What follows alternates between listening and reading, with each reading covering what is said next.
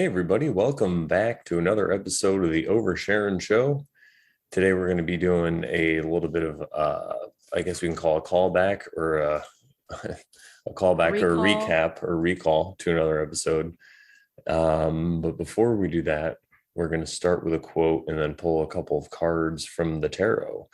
And the quote that we have today is from the Tao Te Ching, and it says, "The flame that burns twice as bright burns half as long." So says the Tao Te Ching. What's up, Sharon? How you Twice as doing? bright burns half as long. Yep. That makes sense. Just Mm, burns out really fast. that's right. It's kind of like you have what they're saying is there's a potentiality of energy with that flame, right? So depending, just like a tank of gas, you can, in a car, you can go like 120 miles an hour somewhere, redlining the engine, or you could take your time to get somewhere and you might be able to go farther. It'll take you longer to get there. Indeed. Yep. Yeah. I So what, like that. It makes yeah. sense in many, many ways. Like, just even like getting to know people, like some of the past episodes that we've done about relationships, like if you jump in too fast, you burn out. And like if you just take it easy and just be friends with people until you like come to the realization that there's something more there, then it's kind of better that way, you know? It's not rushed, it's not crazy, it's not overdone.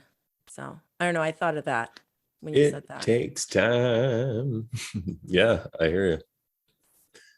Yeah. So, Shall I pull a card or do you want yeah, to pull? what deck you have today? I'm still using my everyday tarot. All right, lovely. So While you Page do of that, I'm going to shuffle a Cups. little. Ooh, nice. What can you tell us about the Page of Cups? Well, I'm going to try to remember because I got this card recently in the last few weeks, probably. Well, it's definitely has to do with emotions because cups are about emotions. But since it's the page, um, it's definitely some level of depth of wisdom to emotions because otherwise it would be, lower in the numerology or in the numbers. Um, but she's holding a cup with a fish. There's water behind her or on the other side of her. That's like a moving water. Um, and there's a fish in the cup, which is kind of interesting. I really don't remember that much about this card. Do you remember what this card's about?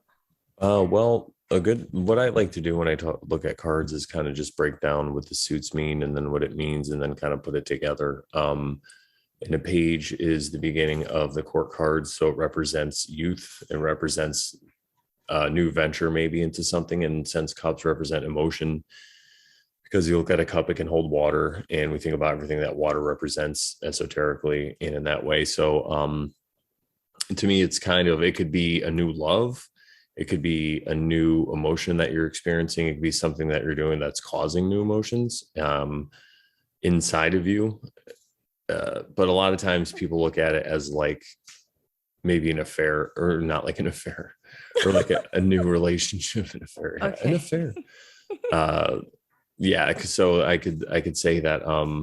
But as far as the podcast and what we're going to be talking about, I think that it could have to do with you specifically in this realm of investigation into ourselves and the different things that we do, because a lot of times you come across these different emotions and they rule a lot of the ways that we have lived previously. And then sometimes we do a little bit of work and we see the world differently, so they affect us differently. So this could be a new either emotion or a way of looking or dealing with emotions that you figured out, or maybe something you overcame. So now you have this new way of looking at the world with your emotions. I love it. Yeah, I think it resonates. me too. And I pulled a card from a deck that I got from you. As a gift this past weekend. Yeah. We'll get into that, everybody. But this has been out since we've recorded last at Adam's house. I'm back at Adam's house again, actually. And since we recorded, I've been to Colorado and Sedona, as well as driving through many other states. But we'll get into that. So this is the Five of Pentacles. And you see here, there looks like it's like a young lady all upset about something. Mm-hmm. And she has these pentacles on the door. And this is the like the card in the Rider-Waite, where you see the two people walking by what looks like a church with the I stained get that glass. sometimes. I get that card sometimes, and I don't know why. So keep going. Keep telling me. Yeah. So what I'm going to do is talk about it a little bit, but I'm going to read from the book because I haven't looked at it yet in this book, and I really am interested to see what it has to say. But Okay. normally pentacles have to do with a lot of times people look at it like as your career or how you exist in the world. It could have to do with family affairs too. Anything in this realm, like dirt, it has to do with dirt and earth and all that stuff. So you got a dirty family. It has to do with dirt, does it? Dirt. I don't even. We'll talk about that later. Maybe. Yeah. It has to do I a lot can't with hear the dirt. word dirt and not laugh anymore. So. Exactly. Dirt Reynolds. Oh God. So let's see here. Five of Pentacles. Yeah, so fives represent human, mankind. If you think about like the five-pointed star and how that represents kind of the Vitruvian man is the same thing. It's that guy that Leonardo drew with his legs out. He has like 4 arms and 2 legs. So it's just like a pentagram.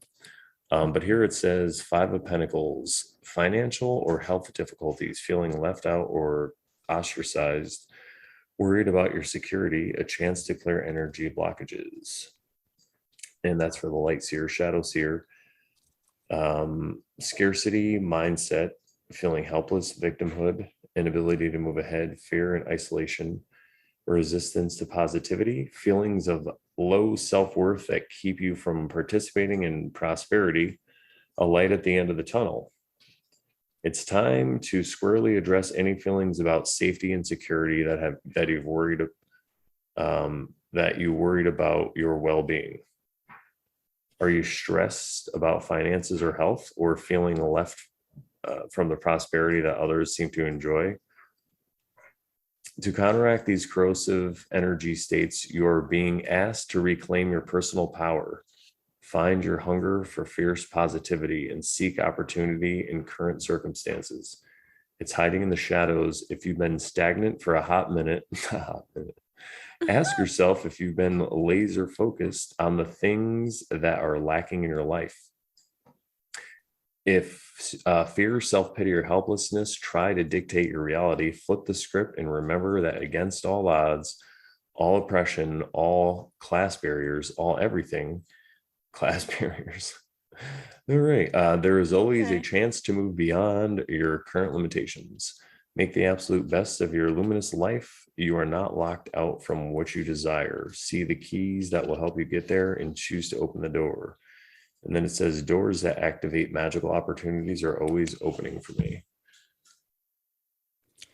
So the only part that maybe resonates for me of that card is the light at the end of the tunnel. Like, because everything else, I don't feel like I'm depressed or sad about something like that. I mean, I don't think I am.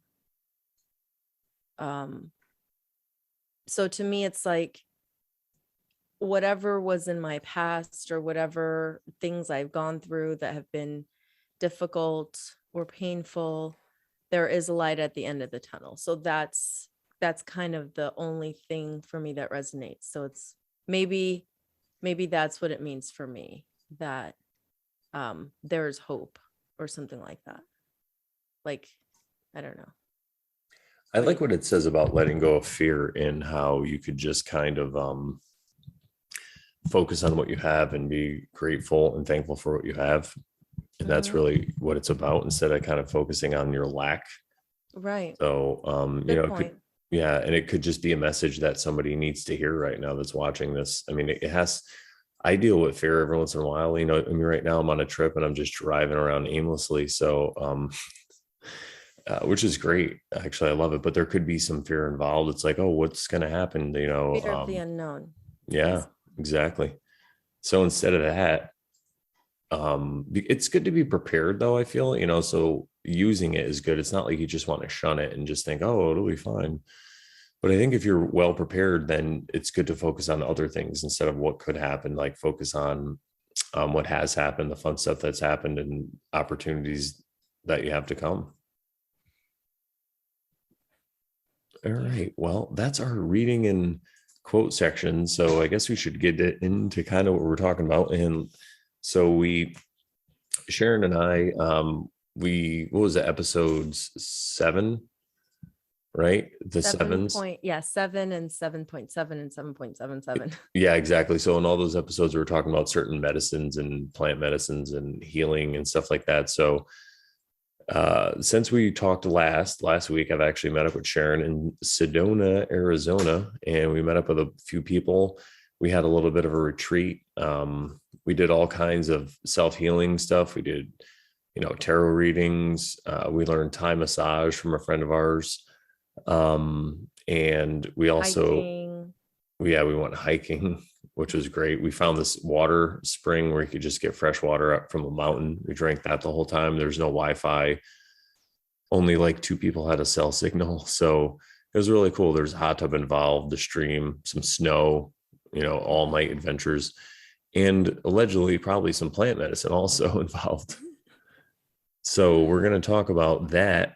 And we're also going to talk about, I think Sharon's going to open up though with a time where she did some stuff. We might have talked about it on a previous episode, but we'll bring it together so we can have her talk again about it, because that was her first experience with it. And I know I've talked about my past experiences. So if you haven't listened, go back to 7 and 7.777, all those episodes with Meek Bear. It was a really good time. So Sharon, you recently had, I mean, before this trip, you had another experience, and we were talking about it before we recorded, so I stopped so we can get it on the record. But you want to tell us a little bit about that, and then we could talk about the differences and stuff. Yeah, for sure. So it was in December. It was the weekend of December 18th. I can't remember which, 18th, 19th, something like that. It was close to the winter solstice. If not, it was like a day or two before the winter solstice, or the weekend right before it. And there was an event called Winter Solstice that I attended. It was like a 2-day thing at this place that's kind of it's outside of Phoenix, in another town. And it's kind of not in the middle of nowhere, but it's like you feel like you're not in the city, and there's a mountain nearby, and it's really nice.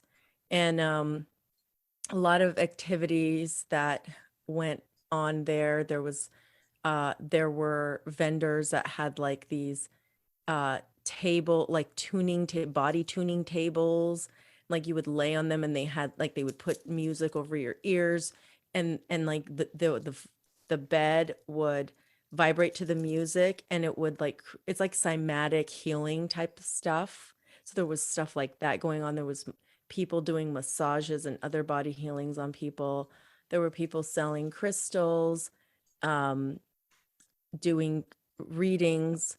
There was just a lot of stuff like that. And then there was also lots of yoga, meditation, Tai Chi, and what was that other one that's kind of like Tai Chi, but it's Qigong, which I had never tried before, which was very interesting. I got to do some Qigong.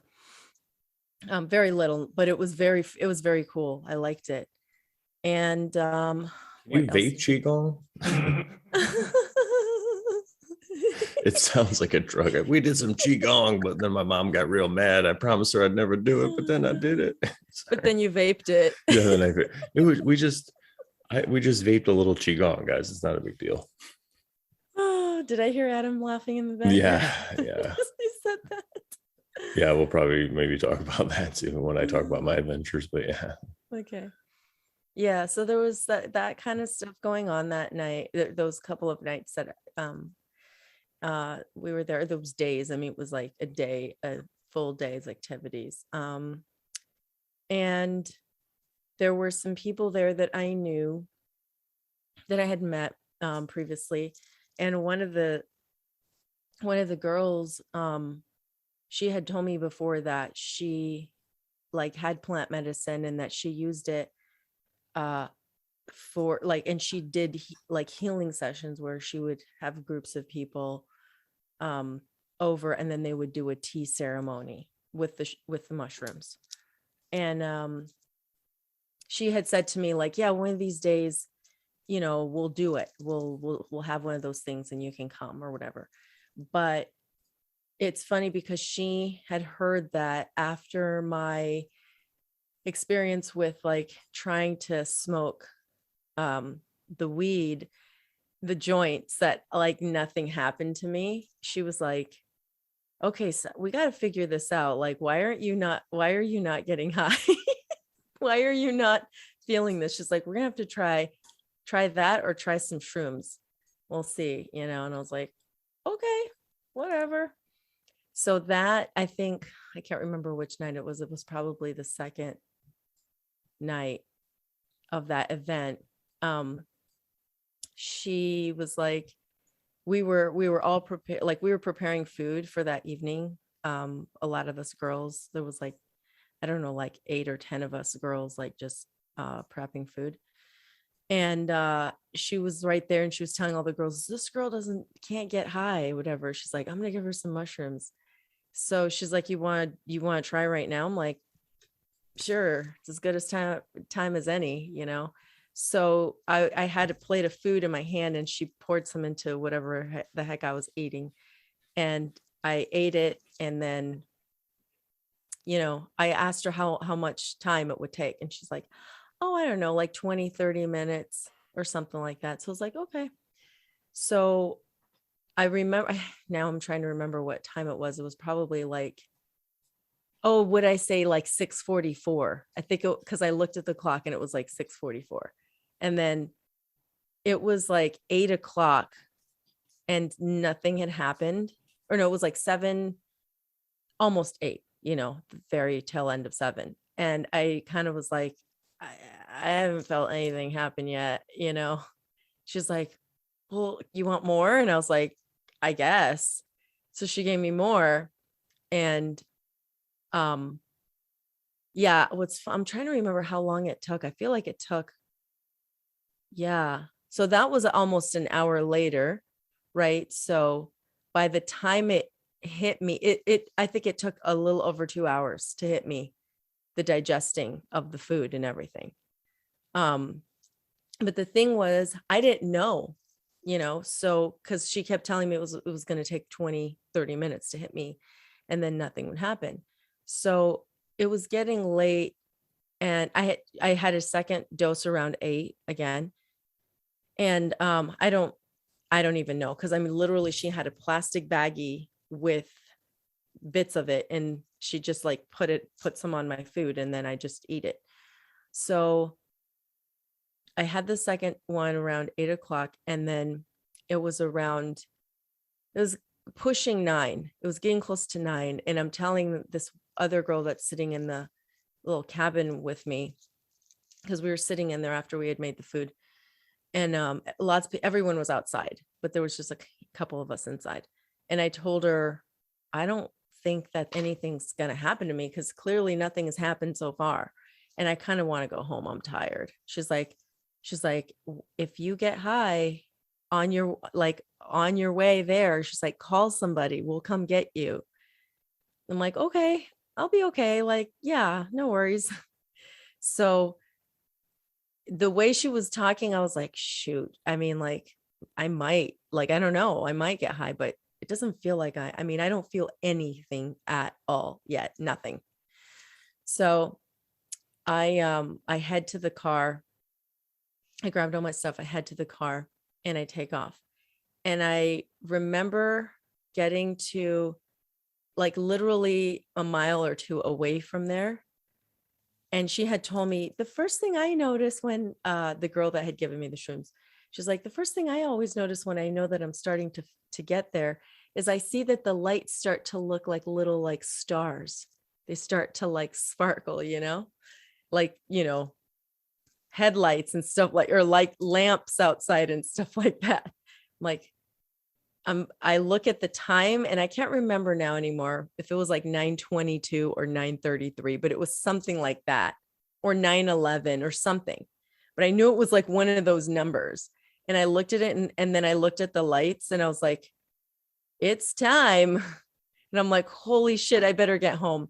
And it was like a 25 minute or 30-minute drive home, somewhere between 25 and 30 minutes home. And I just kept like talking to myself on the way home, like, okay, you can do this. Just we're gonna get home soon. Just and it was so interesting. It was intense. Like I did not want to be on the road.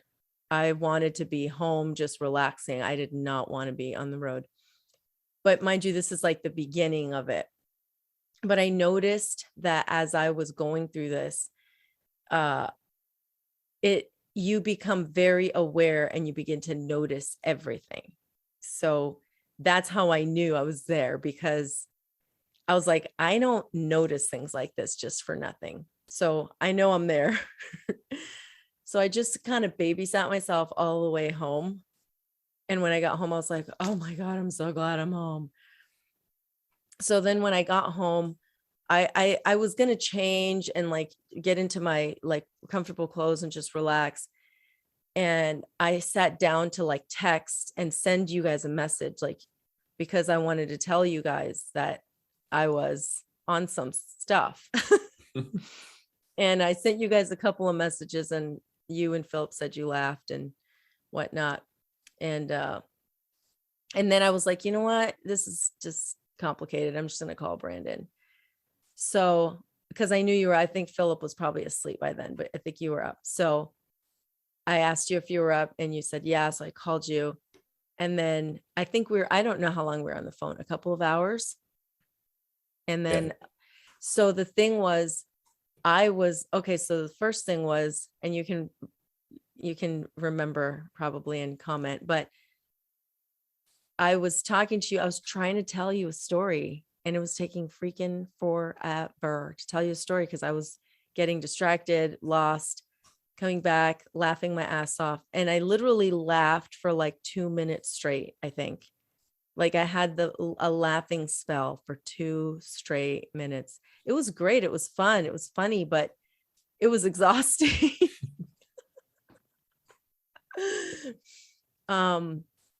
And then after that, I felt like I could have just closed my eyes and just been like in a great place, like just seeing really cool stuff. Kind of like I was when that night at Thanksgiving, when I was at the sound bath, and I could hear all the gongs and the sound and the singing bowls and everything. It was just like, I could have done that again and closed my eyes, but I wasn't. I was just talking to you. And so I felt like I was concentrating too much on being sober, like trying to be sober. So I felt like I was babysitting myself, and that was a bit exhausting. So when that happened that night, and like you and I hung up, and I was like, I'm just going to bed. I'm so tired. I told myself, I'm not doing that again. I'm not babysitting myself. Like I need to be in a relaxed state of mind, having fun, like not trying to babysit myself. Next time that happens, I'm like, if it happens, because I'm even going like, I don't even know if I want it to happen. So that was my experience. And I'm guessing, like, I don't know how much I took, but it was definitely probably more than a gram.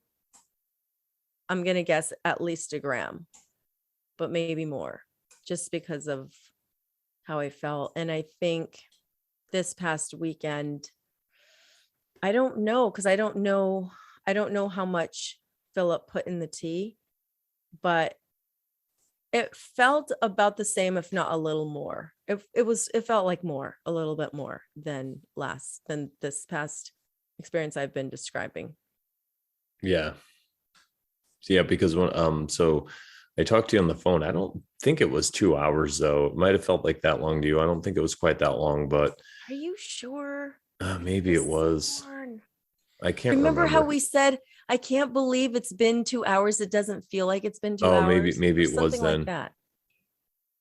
Maybe I it feel was. like I We remember talk quite saying that. often though, so I only confusing it. But I do remember though Yeah. specifically you were laughing a bunch and you were all over the place, which is hilarious. But I remember that you weren't too. It didn't seem like you were really far deep out of it though. Like you weren't hallucinating or anything like that. No, Yeah. So no. I mean, but I felt like I was forcing myself to stay like in a state where I was like where I maybe appeared sober. Cause I was even telling you, I need to make myself a hot tea. And I mhm. freaking got up and made myself a hot tea. Like I was able to do that. So definitely, I mean, not that I couldn't have done that this weekend, but I didn't want to. You know Yeah. what I mean? Like Yeah. I was like, I am not getting up from this chair, from this couch. I am not getting up. And like I kept asking you guys, like, why are you upright? Like there's like no Yeah. way I'd be standing. Like I'm just gonna sit here with my eyes closed. Yeah.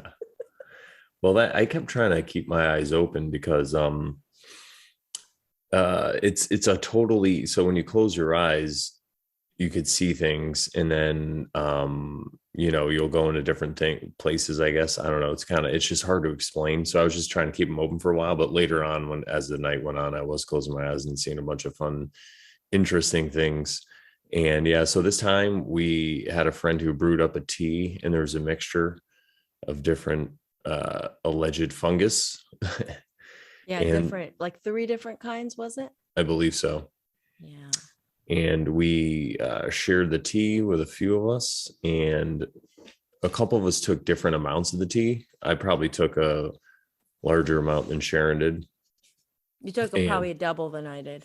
yeah, and I mean, I'm also a much larger person, so that's another reason. And I have had experience with this in the past before, so that's kind of another reason why I did it. So Yeah. I chose yeah, to split it with yeah, Adam because I wasn't sure what to expect and I didn't want to go as deep as maybe Philip and Brandon. So yeah, exactly. yeah. Um, so we what was I going to say? Yeah. So it seems that Sharon was definitely affected, probably first out of everybody who was there. And And the most, I think, I feel like deep and yeah, really yeah. fast. Well, it's hard to say the most, but I'm just gonna say deep and like I just went deep really fast. yeah, you went deep really fast. Yeah. And I think it's just because, like you say, these things affect everybody differently. So I feel that you were just right at the summit, like you just ran for it like a rocket ship. And speaking from my own experience, I felt like I was probably maybe the last one to really feel anything. It just felt like I felt like kind of like edibles on weed or just like a really, really deep weed high for a while. And I think also that had to do with the fact that it was in tea form, because the other time that I took a big dose, I ate them. And so it just came right on. Well, not right on, it did take a while, also maybe about half an hour or so. But I think that there was a point though where we were both at the same kind of level. It's just you were, you saying you had your eyes closed and stuff like that, and you were keeping them closed, but we were just laughing, like going into laughing fits. And so what was that like for you with the whole, because we were sitting next to each other Yeah. and we were just like going into these crazy laughing fits, and I just kept saying all these things and we were just going back and forth. But you Well, had your eyes closed, right? yeah, well, at the beginning I didn't. I mean, okay, so it hit me literally 15 minutes after I drank it. And I did what Philip said, which was to just drink it all at once. And I literally had like a cup, which I Mm-hmm. don't know, like a maybe 8 ounces or whatever. You guys probably had like 16 ounces. So I was just following instructions. I did what Philip said, and he said, just drink it all at once. So I drank it all at once. And 15 minutes later, I was like, I'm feeling it. I was sitting at the picnic table, the dinner table, and I was like, yeah, I'm feeling it. And I think I said some things and I laughed about some things while I was sitting there. I don't remember what I said. I don't remember what was going on then, but at some point then I came, you guys were in the living room, then I walked over into the living room and I sat down on the couch on a chair, like a leather chair that was behind you. And then I was being very loud apparently behind you, behind your ear, next to your ear. And everybody's like, we can hear you. And I'm like, I'm sorry, am I being loud? And you said, it's okay, I'm partially deaf in this Yeah. ear, on my right ear. And I'm like, oh yeah, that's right. Yeah. That was perfect. I'm like, I can't hear out of this ear anyway, so this is great. Yeah. So I was just I was just very I was just feeling very funny and jokey and happy and stuff. And I saw Adam across from me and I didn't feel like, I didn't think he was going anywhere. I was like, where are you? Because I'm there. Where are you? And he was kind of like, I don't know. I can't remember. I don't know if he was hiding it or he just hadn't gotten there yet. And yeah, as it progressed, and it was probably really fast, but I wasn't keeping an eye on the time. Because I think we took the tea at like around 10:30. And At so night. Yeah, everybody, we're savages. yeah, that was bizarre. I was like, really we want to do it this late? I'm like, I wish we'd have done it at like 4 o'clock. That would have been perfect.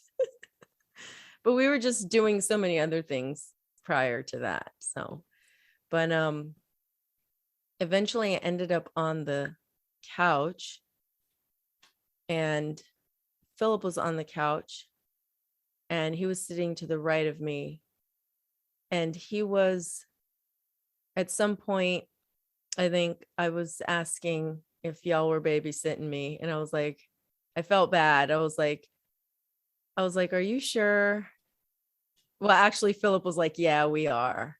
He's like, we've already done this before. So we are. I'm like, damn it. I don't want to be babysat. I'm a grown woman. Like my nephew says, I'm a grown man.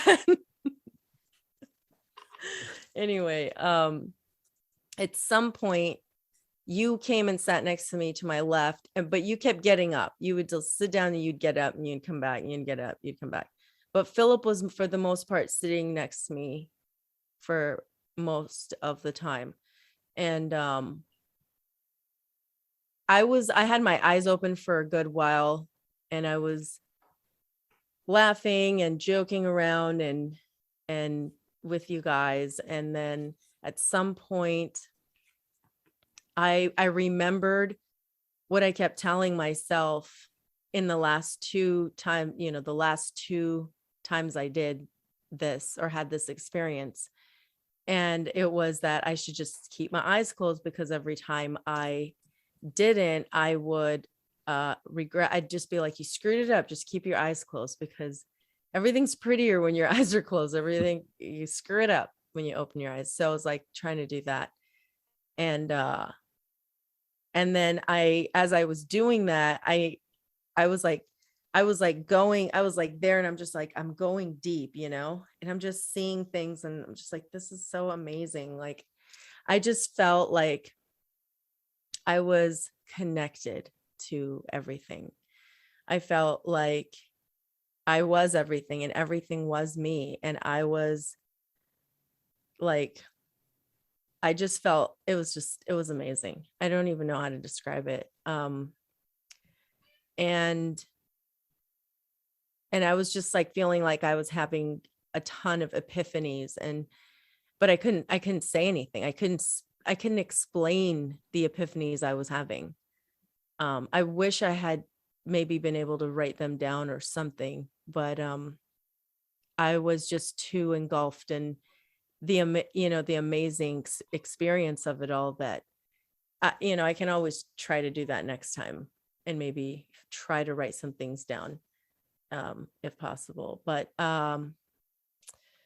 there was one point where we're all sitting there. I think you were sitting next to me to my left, and Philip was to my right.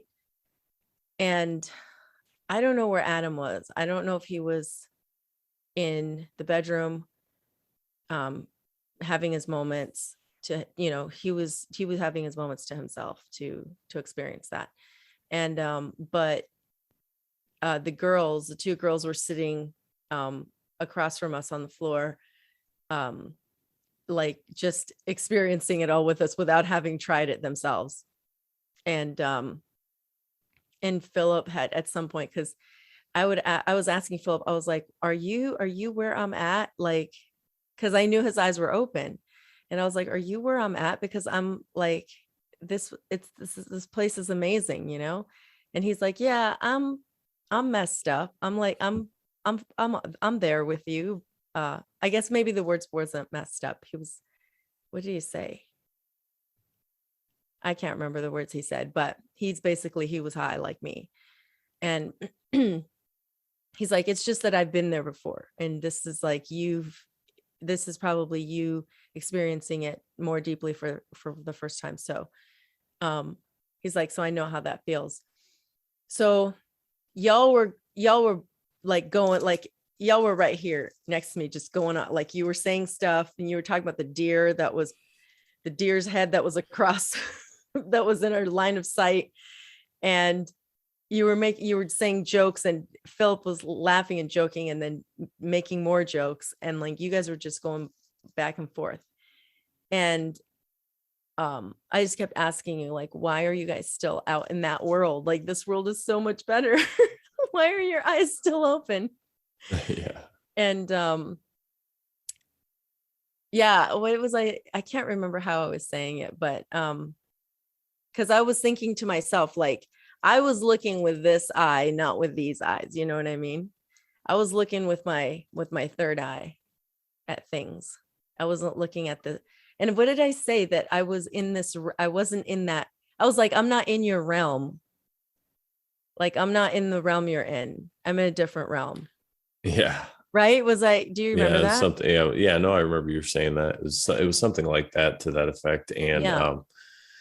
yeah. So just so everybody knows, there was a taxidermy deer head there above the fireplace, and we were sitting right across from it. And it looked, from my angle, because of the lighting, the nose of the deer, it looked like it had like this, mustache. And then the top of the deer's head, because the angle, it looked like it had darker hair, like a toupee. So it looked like this deer, and like a white trash Burt Reynolds deer. That's what I was saying. So we were calling the deer Dirt Reynolds, and I was like, this deer, Dirt Reynolds. He's like, he was the man back in the day. But anyway, I was just going off. I guess we'll talk about. I'm actually thinking about like using that, not that, but exactly. I have to think about it differently. But just like, we came up with all this deer humor. But anyway. Yeah. Yeah. So well, and the funny part was, like, for some weeks now, in the like Telegram, when you're like texting and joking around, you say, how dear you, DEER, and then EWE.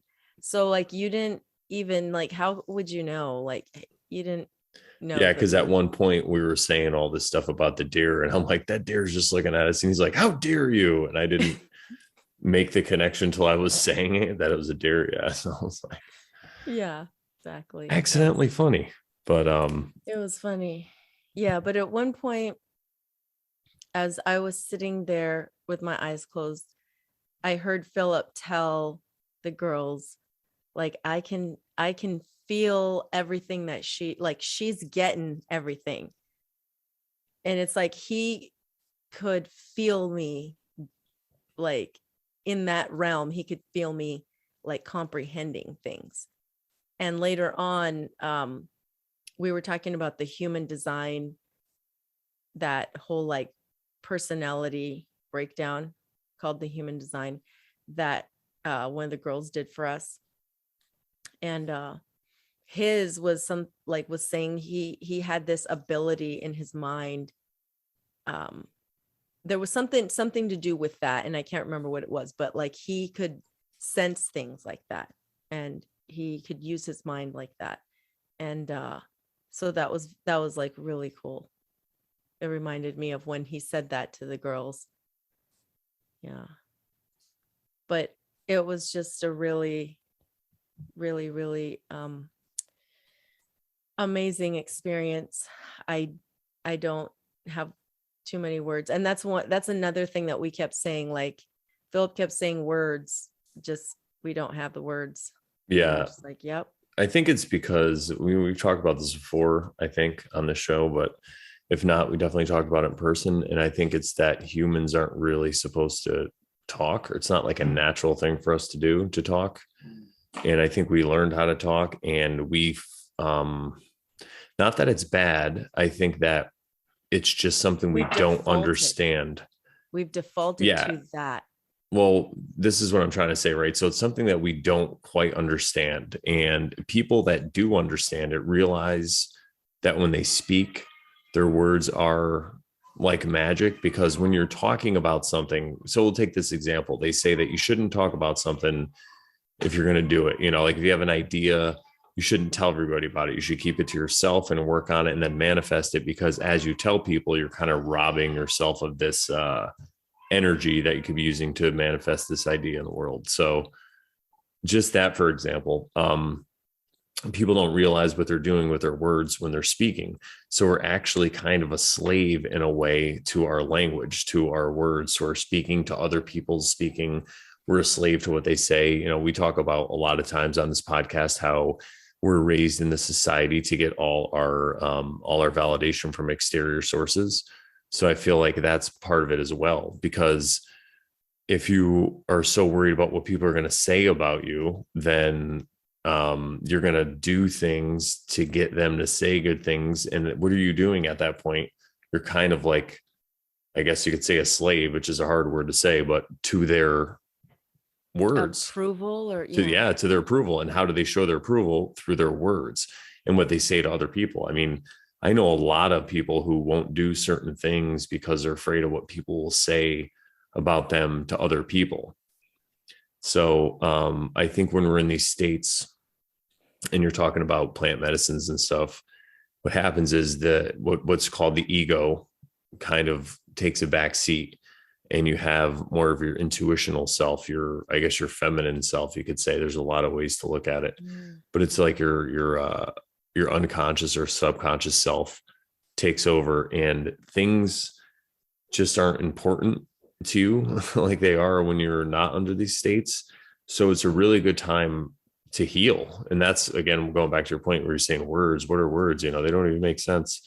But I think when people are new to it, it does affect them differently. Because so when I started to feel it kick in, I started to get very introspective, and I was looking at myself, looking at all my behaviors. Even that day, you know, I was like thinking about how I treated everybody in that place, and I was like, wow, was I rude to people? Like, what was what was my thing? Like, why did I act like this? And I was like thinking about the traveling and all this stuff, and I was kind of tired, and so I was very analytical and very critical of myself, just looking at things. And I think that's because it was kind of my ego starting to fade away, or whatever you call it. And since it was going away, my other self was like, wow, what, I was just looking at the recent past of what had happened, and I was going through it with a different set of eyes. And now what I can do when I talk about healing and stuff, and people are like, oh, why do you go do these things? Well, I can think about what happened there, right? And now I can ponder on it, and I can use it to adjust my future behavior. And now when I'm around people or whatever, when things are going on, I could maybe refer back to that time and say, wow, remember that time? And it gave me like a certain feeling. Maybe it wasn't a good feeling, but that's good though, because now I can use this feeling as a guide to maybe adjust certain behaviors or something like that. So that's basically the first thing that started happening. And then I just started laughing at everything. But the problem was, and this happened last time too, my stomach really started to bother me, but I just didn't want to say anything because I didn't want I didn't want anybody else's trip to be bummed out. And I didn't want people to be like, oh, here, take this, try that. You know what I mean? Like I was just, I'm good the way I am. And I actually even was going to throw up. And I think I came up with another joke because I went to go to the bathroom and I did a couple heaves and then I farted. Oh God. And then I didn't have to throw up anymore. And I'm like, wow, that's like a really good fart. Like a lot of people have fart jokes and it's so like played out. And I wouldn't want to like do a fart joke, but I'm like, man, can you imagine a fart so good that you don't have to throw up anymore? Like that's a good one. Like what came out of me there? But I certainly would not want to throw up. yeah. I cannot stand throwing up. It's the worst. Yeah, I see. I don't mind throwing up, and it was more. But the thing is, the reason I decided also not to is because it was more of like a an acid reflux feeling. So I had a feeling it was maybe it's something I had to do with the eat or whatever. So I just kind of dealt with it.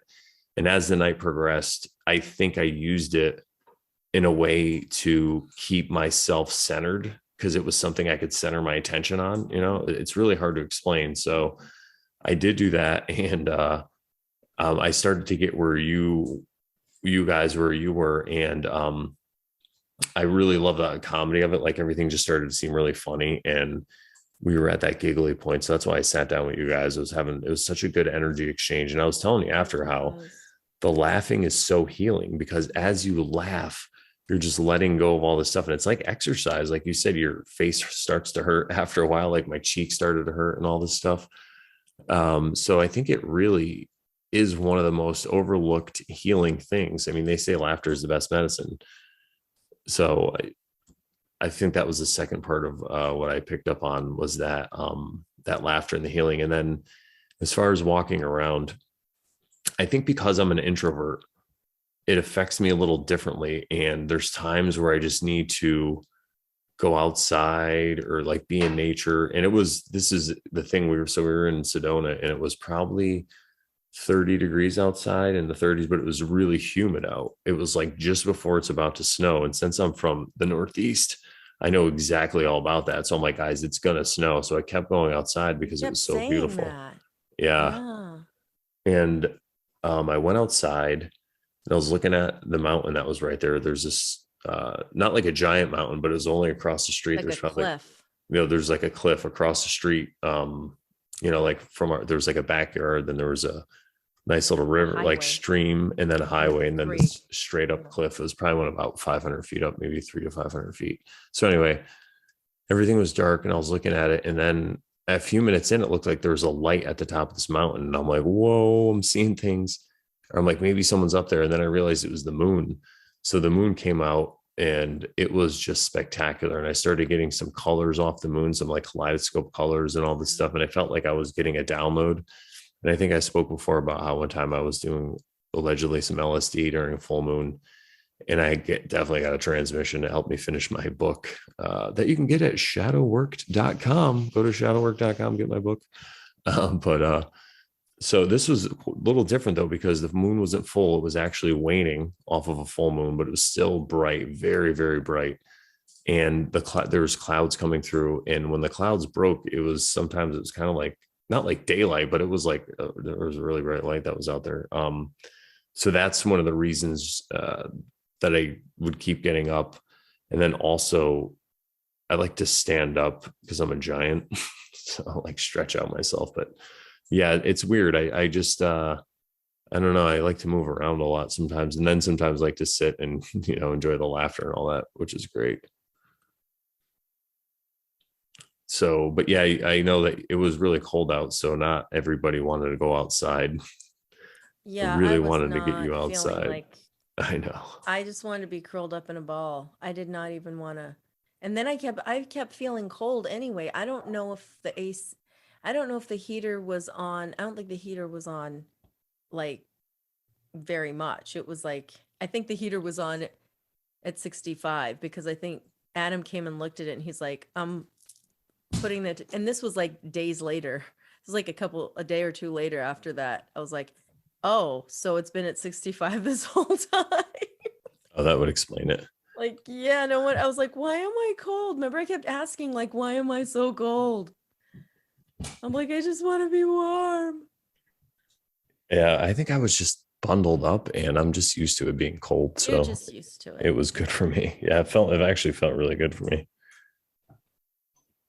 Yeah, but I was like, I don't know. I was coming off by that time I was like trailing off the trip. I was like I'd already peaked and then I was like tapering off. So I was just like I was ready to go to bed and I just wanted to curl up in a ball and go to sleep.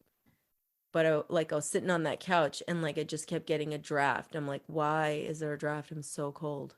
So can you describe what you were seeing? Sharon, it's because you're a woman. Women are always cold. I solved the problem. Bingo. I'm just kidding.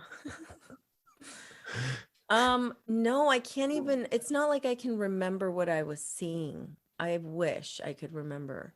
So you don't Um, remember at all? Not really. All right, because I could describe a little bit what I was seeing if you'd like to know. This Yeah. was a little later in the night, and I'll come back to other stuff. But so later in the night, now just so everybody knows, we drove from Colorado down to Sedona, and the whole time we just kept seeing these mountains to the right and left of us, and it wasn't like your typical looking mountain. It's like you kind of seen the desert pictures, but to me, it really looked like the foundations, because like we've been into Lord of the Rings, we were listening to a lot of that stuff. And it really reminded me of like castles or something, or even walls that had been like destroyed. And this was the remnants of it the whole time. So, and we were speaking about that the whole time, driving, taking pictures and looking. And then, so that night when I was taking some plant medicines, later on when I'd close my eyes, I could see these cities like that were there, like these mountains that were just fully populated with lights and people and everything and fires going. And it really reminded me of when I was in Europe, when I was in the Marine Corps, and we would pull into some of these, we pulled into, like Trieste, Italy. We pulled into Malta, some of these places. And a lot of these places in the Mediterranean, the cliffs just come up out of the sea. And you just have like roads there and then buildings and villages. And some of the stuff is built literally into mountains and stuff. So it really reminded me of that stuff. And then also a lot of the stuff you see with like Native American portrayed, the stuff, how they lived in the mountains, like the Hopi Indians and stuff. I was seeing this on a grand scale, and it just looked to me like an excess of like an empire or something. And it kind of reminded me, it was like a feeling of something was really great, but it was destroyed. But there was a reason why it was destroyed. It wasn't just, there was like a natural law event or something happened where it was just kind of like, you think like the flood story with Noah, something like that, like that just had to be destroyed. And I kept seeing that in just different, also like Egyptian stuff, a lot of like Horus, like all these different gods and stuff like that. And they were Wow. just like kind of talking to me and showing me all these different characters, and they were all like lighting up.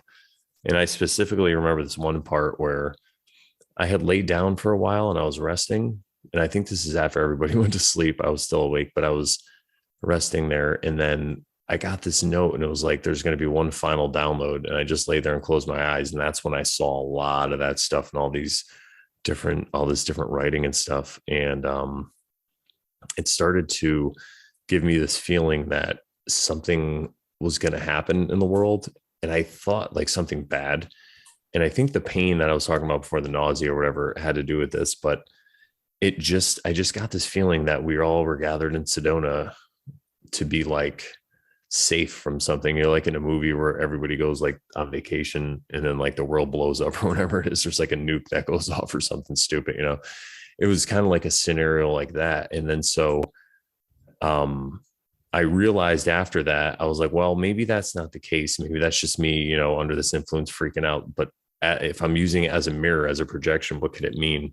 So I was thinking about what that could mean internally, I guess I could say, or what could it mean for the people there, because we were taking the time to get away from the world, to work on ourselves, to heal ourselves, to look inward. And technically we really were saving ourselves even for a couple days from what the world is, right? The quote unquote world and the craziness of everything that's going on. So we just unplugged from that. And I think even maybe just doing that for a few days is just could be that big, because you're really telling yourself, like, you know, for example, for me, I drove halfway across the country, more than halfway across the country to be there, and made a bunch of stops and stuff. Almost the full entire country. Yeah, I drove Almost. mostly all the way across the country to be there. And I set that intention, and I did that with the idea of healing. So I think just that will kind of quote unquote save me from what's going on in the world, you know, because it just gives me this whole perspective. Like if I can pretty much unplug from the internet and all this stuff for 3 days and I'm fine, is it really that big of a deal? I'm not saying that I'm just going to totally disconnect from it, but I could just look at it as a whole different level of things that But has. it was so easy to do. And I it was had so no easy to do. issue Yeah. with it. Like Me neither. literally my phone, while we were in the house, my phone was in the room plugged into Me too. getting charged, and I didn't touch it until we were going to leave the house, and then I used it for pictures. Yeah. Because if we were hiking, I really didn't really have much of a signal then either, unless we went down into the city when we went to go eat something. And Yeah. that was it. I ended up And that's leaving the my only phone. time my phone had a signal. Yeah. But I didn't even, like, I would look at stuff there, but I'm just like, I'm not going to answer this. This can wait. Yeah. Because I wasn't in that mode. I was in retreat mode, you know? Yeah. And I think that now that you have that perspective on the world, it altered your whole worldview without you even realizing it. I mean, now Oh you my realize it a little gosh. bit, but you know, I realized I was like, I could unplug. Like it didn't bother me one bit. yeah. It And was I think crazy. that's what a lot of that place had to do with the healing and with Oh everything my that we did. gosh. Yeah. And so, let's see, we'll get back a little bit to, so my night, I ended up staying up the whole night and not sleeping. So this is Friday night. I ended up not sleeping till Saturday at around 9:33 p.m. because so I stayed up and I really wasn't tired or anything. I still feel like I was affected, but not heavily. I was just feeling really good and I was just enjoying everything. Because, you know, I think we even talked about this in episode 7.77 with Meek Bear about how afterwards, like the next day after you do the Yes. mushrooms, you have this great feeling. You're still there. You're still on it a bit. Well, Yeah. yeah, what it is really though, it's because all the serotonin that gets released, you just have this great feeling. So you're not really tripping anymore. You're No, you're just, not. You're not. yeah, tripping. you just have this really, really awesome feeling. So I think that was mixed in with like a slight, maybe I was still tripping a little bit allegedly. So Okay. You and Adam, right? And didn't yeah, I well, tell you guys that happened because because I remember telling you and Adam this, or at least Adam, that I was like, Adam, you didn't do what Philip said. You should have just drank it, like you should have just guzzled it down. well, And I then you would did have though. you guzzled yours Oh down? yeah. I mean, it took me a little longer than you because I had more and it was warmer, but I drank it all within about 10 minutes. Oh, okay. Well, I don't know. I don't know about I drank it within like a minute. I mean, Yeah, or maybe whatever, even right? sooner. It was probably could have been even 5 minutes. It was pretty quick. I didn't mess Okay. around. I remember being, already affected. Like it was the 15 minutes had passed and I was already tripping. And I was telling Adam, like, that's why you're not there because you didn't drink it like I did. Yeah. That could have had something to do with it as well.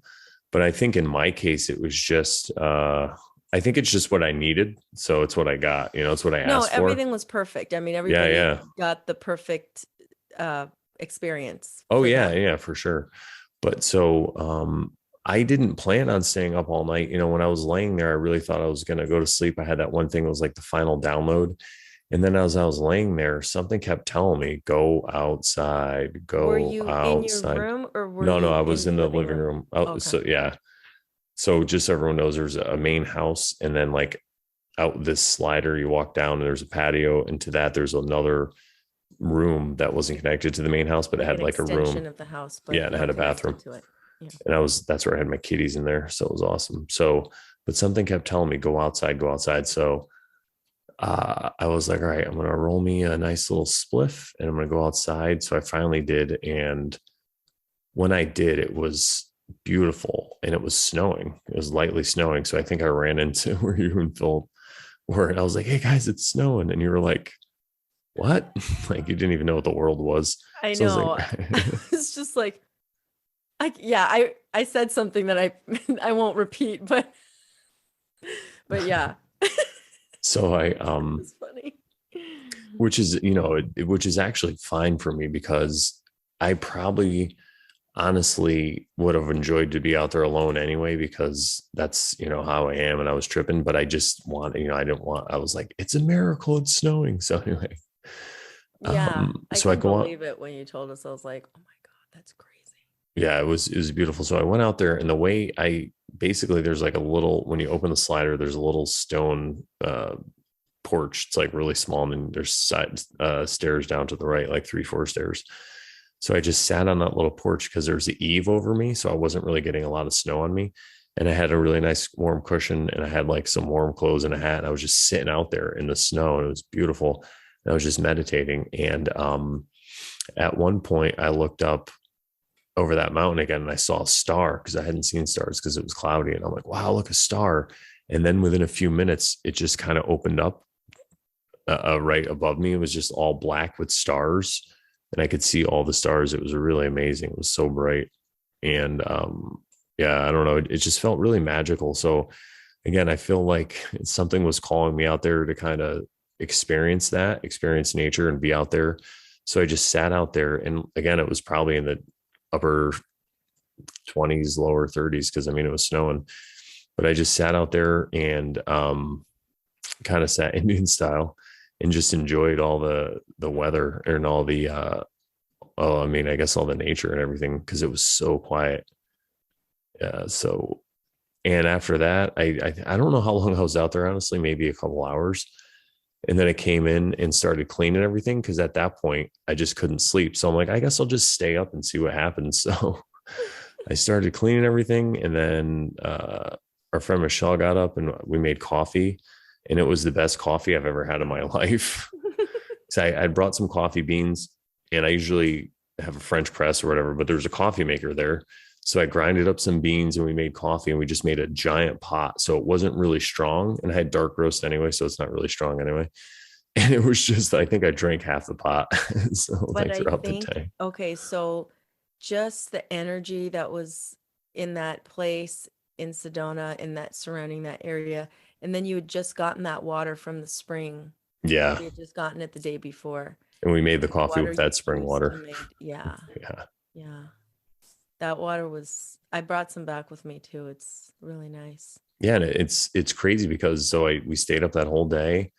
I was, it was like snowing on and off throughout the day, and it was cloudy and then a little sunny, but you know, I was outside most of the day walking up and down the stream. And then we went shopping. We got This has food. some, this has some of that water in it, but I made Brown's gas water with it too. I used Ooh. the spring water to make Brown's gas water. Oh, that's pretty sweet. I'm It's good. jealous. I have And a my bunch of the cup spring that water. Adam made us. Yeah, those are awesome. Mine's in my truck. Yeah, I was drinking some of that water today. Actually, it's so good. So We have a good. bunch left, or a little bit left. So what was I talking about? Um, just Oh, I after remember. you, So we went shopping. We got food. We made food, cooked, and it I was like awesome. again the whole time I wasn't tired or anything. I was fine. But some around 5 or 6, I go, I think I'm gonna fall asleep at 9:33, and it's weird. That's about the time that I fell asleep, and I think I woke up the next day at around 9:30. So I slept for about 12 hours. It was crazy. I mean, I did get up to go to the bathroom or whatever, but I slept nice and sound. And I think it's exactly what I needed. Yeah. So it was a really, really positive experience, really interesting. And it really gave me, I don't want to say hope, but it kind of solidified, or it just backed up my whole feeling about how everything's perfect and how everything is happening because it's what it's supposed to happen. And then really, again, it's like, it's the choices that I make every day in my life that matter to me the most. And that's what's going to change the world. And I can't really worry about what's outside of my purview. It's just like, it's going to happen. And I think a lot of people are starting to get that, but it's just, that's something that you can understand. You can hear it, like when you say the Tao is perfect, or when the Tao is like, the world is perfect. Why would you want to change all this stuff? And we talk about what it means. It's just like, obviously we don't agree with all the craziness that's going on in the world. It's just that you realize that sometimes the things in the past that had happened are causing what's going on now. And it's a whole cycle that has to complete itself. And, you can understand that and you can talk about it, but you still have fear that you live with, things are still happening on everyday level. Just because it says something in a book that you resonate with, well, then there's other things that happen and you forget that. And I feel like this experience was more of helped build a more solid foundation about that and that idea, I guess I could say. Yeah. I remembered some more stuff that happened. If I can. Yeah, please do. Continue to talk about it. I remember asking for water or saying that I was thirsty.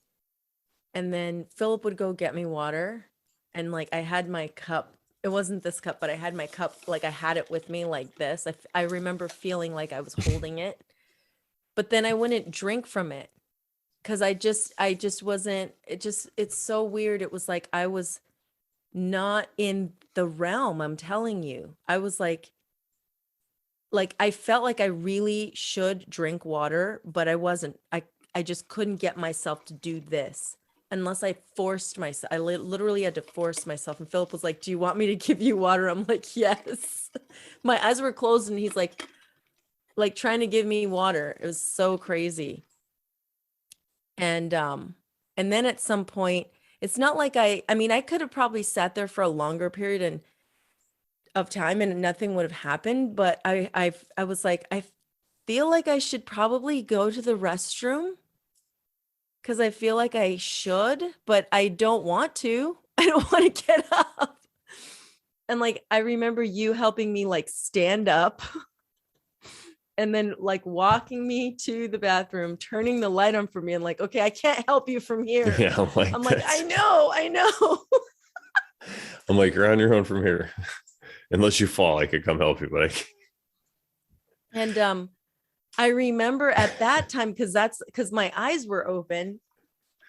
And remember I had told you on the last episode or one of the last ones that like there's been points in my life when like I've been on those drugs. Remember when I got my dental work and I felt like my hands were like enormous and bubbly. It happened again. Like I looked at my hands. I'm like, oh my God, my hands are huge. Like everything was weird.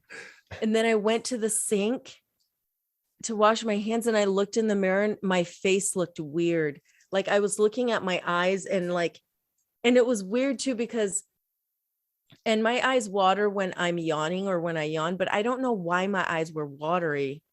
I don't know. Like Philip noticed that too, because when I first, literally it had been the 15 minutes and I had been sitting on the picnic table, the dinner picnic table in the kitchen or dining table. And like 15 minutes had passed after I drank it and I was already starting to feel like I was getting there. And he turns and looks at me and he's like, why are your eyes? He's like, are you crying? And I'm like, no, my eyes are watering. And he remembered that. I had totally forgotten about it. But then I noticed that every time I went to the restroom, I'd look at my face and my eyes were just like watering. And my eyes looked weird because of course everything looks weird when you're high. Everything just looks bizarre. I think you're also laughing a bunch. So that's probably why you're just like crying yourself to laugh. Cry laughing. Crying. I noticed that also when I look in the mirror, it is different. I think it's because normally when we look in the mirror, half the time. Is it the ego? Well, yeah, it's the ego, but it's also the part of the brain that it's like we're on autopilot so much, you know how, and so when you look in the mirror, you already kind of know what you're going to see. You might be looking at certain things. So you just glance over it really quickly. And when you're in this state, it's not the ego in the driver's seat. Look at things. There's a different part of you viewing, Right. viewing it, and you're not on the autopilot, and that has a lot to do with when you're on plant medicines, all that stuff, because there's so Mhm. many assumptions that we make. We live every day on assumptions. That's why a lot of times you might, if you're walking through the house and you kick something that's not normally there, it's because you're just on autopilot or whatever. Same with driving. And when you're in the state, that's gone. It's all, you're just in the moment so much. You're not really worried about the past or the future so much, unless you're in an introspection mode. It's really about what's going on right now. So I think it definitely has a lot to do with it. So that's why I always tell people, be careful to look in the mirror though, too, because you might get freaked out a little bit. Yeah. Well, speaking of like introspection and looking in and doing that, and you were talking about the ego and everything. I noticed both you and Philip talked about, and I mean Adam too. You guys kind of went inward a lot. And I I don't, I mean, unless you can tell me what that looks like, I don't think I did that, and I don't know why. I think it could have to do with the fact that you're an extrovert, and also it was your first time. So it's like your first time in Candyland. Think about like Willy Wonka, right? In the chocolate factory. If those kids were there 100 times or 1,000 times, it would be a lot different. They'd still be like, wow, this is cool, but it wouldn't be so overwhelming and stuff like that. So I think, and also that was my intention, was to kind of look inside. It's like my excuse to be able to do these, like it's a deal I make with myself. Like, you get to have this fun and stuff, but then you also gotta, it's not just all fun It's and some games. work. Yeah. Yeah. So I had that intention as well. So I don't think there's anything wrong with it, because the first time I did it, it wasn't like that at all. I just saw things and I had a really good time. And it wasn't until later that I had to look at the negative things that I saw. Like when I almost kind of had a bad trip, I had to focus on that. And that was a guide for me, you Mm. know? So, can you describe a little bit about what it is to like go inward or to think about that Well, yeah, I think what it's kind of as like, best you can? I know that yeah, no, sometimes well, I not think a lot of words. so a lot of times we beat ourselves up, people, we're always hard on ourselves. So, but it's like the positive of that. It's like the inversion of being hard on yourself. Instead of looking at everything you do and saying, oh, that's stupid, you're ridiculous, that's dumb, what you do is you look at your actions and you are like, well, how did this really affect people? Like, why did I really act like this? Because when my ego is in charge, I could make excuses and say, oh, that person was rude to me, whatever, this, they deserve it, I'm right. But when you're in the state, you don't always feel like you're right, and you don't have that self-righteousness. So that's how I felt. So I was able to examine it in that way. Um, but it's not like it was like that the whole time. It's just when I was conscious of it, because it also, I think, is about having downloads and epiphanies. Like you said, that's a really big part of it. I think, again, everybody just sees what they need to see. Mm-hmm. And it's been, since this was your first big one, you know, when I had my first big one, it took me a while to figure out there's things that the universe or whatever it was just trying to tell me. I didn't realize it at first. So Mm-hmm. you still have some time out, and we can always revisit this and talk about this stuff. But that's kind of how I guess that's the best way I can answer that, you Yeah. know? But again, it comes from, just like I said, I meditated a lot. I've done a lot of kind of introspection and self work. So I already kind of have an idea of what it looks like. So I was just in that mode, and the meditation definitely helped. Like I said, when I was outside in the snow, I was just sitting there kind of meditating, had my eyes closed for a while, open for a while, just breathing, just looking at things and just kind of trying to exist in the moment. I think that has a lot to do with it as well. Yeah. And had we drank tea at like I said, 4 o'clock or 5 o'clock, it probably would have looked differently.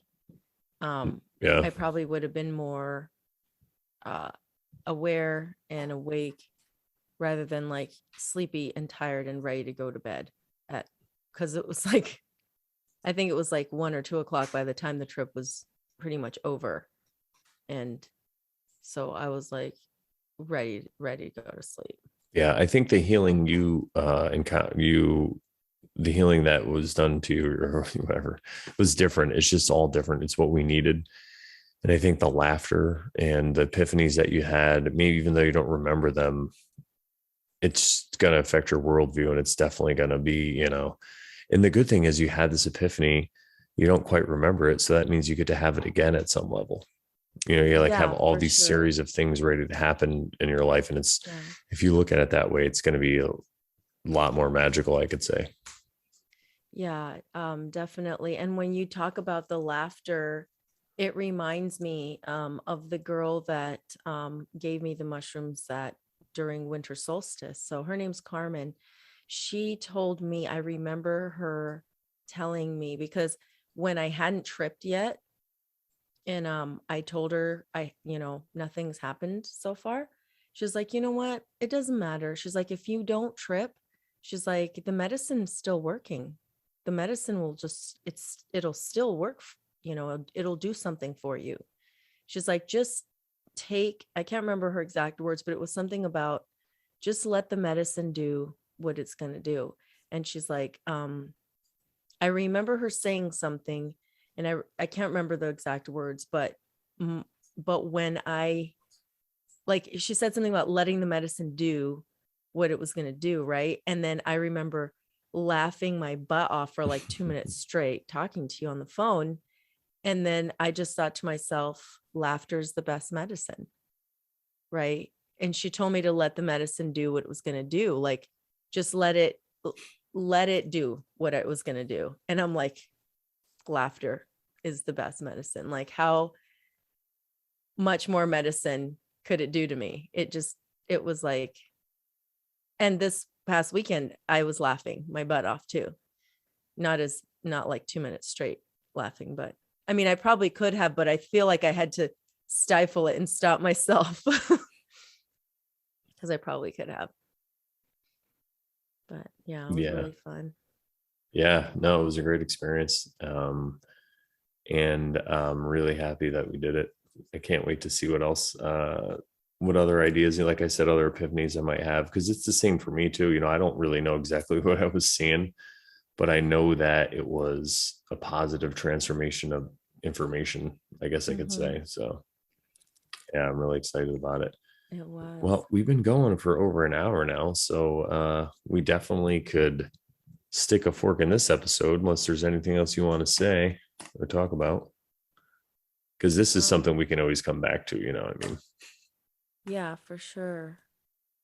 Um, yeah, I just want to say that it was just an amazing trip, and it was kind of it came to be because one of the girls, Michelle, back in August, I believe it was before Philip's birthday. We were trying to figure out when it happened.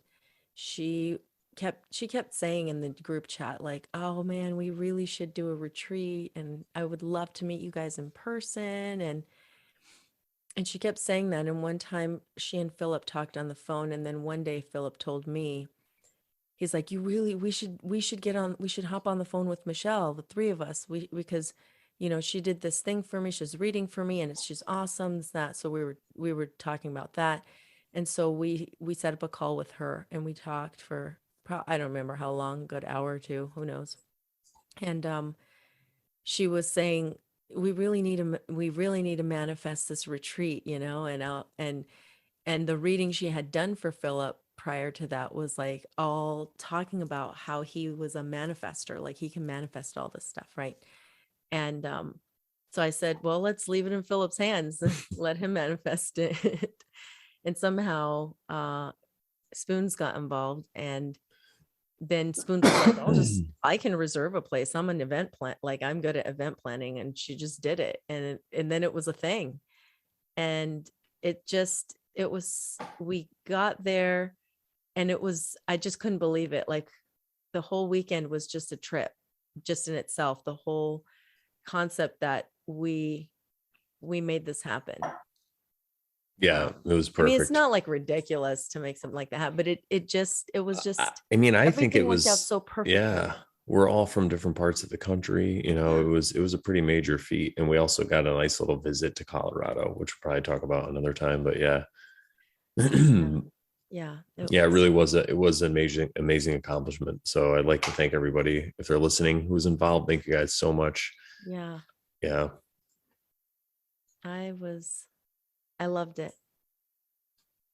Yeah. And if you guys want to have a retreat, another one, let us know.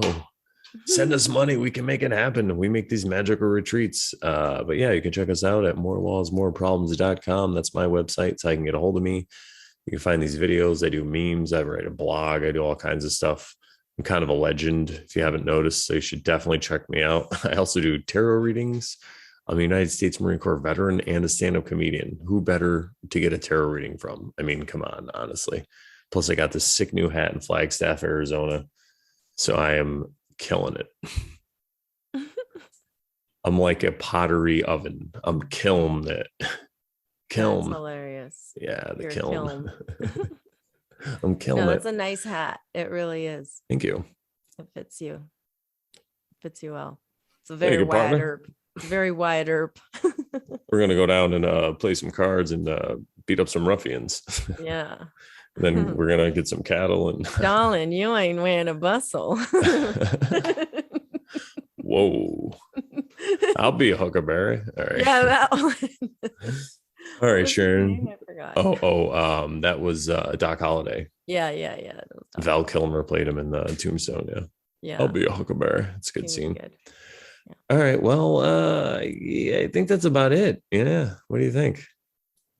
Good? Yeah. All right. What do we say to the fine people, Sharon? That if you're not Sharon, you're totally not Karen.